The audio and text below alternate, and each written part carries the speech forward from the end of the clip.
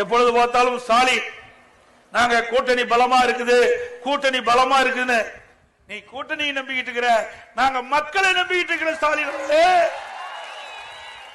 மக்கள் தான் ஓட்டு போட்டு தேர்ந்தெடுத்து ஆட்சி அமைக்க முடியும், கூட்டணி அல்ல. நல்லது செஞ்சிருக்கிறோம், நெஞ்ச நிமித்தி நான் பேசுறேன்.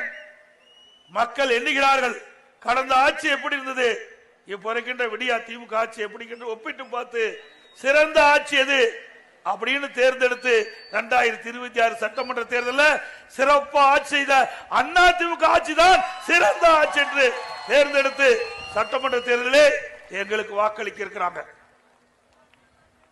அடுத்தது அந்த கூட்டணி கட்சியில் இருக்கிற அங்கங்கே குட்டி கட்சிங்க, அதுல எந்தெந்த கட்சின்னு உங்களுக்கு தெரியும். கம்யூனிஸ்ட் கட்சி அது கொஞ்சம் கொஞ்சமா தேஞ்சுக்கிட்டே போயிட்டு. கம்யூனிஸ்ட் கட்சி தமிழ்நாட்டில் இருக்குதா இல்லையா என்று முகவரி இல்லாம இருக்குது. திரு முத்தரசன் அவர்கள், நான் இதுவரைக்கும் யாரையும் குறை சொல்லி பேசுறதே கிடையாது.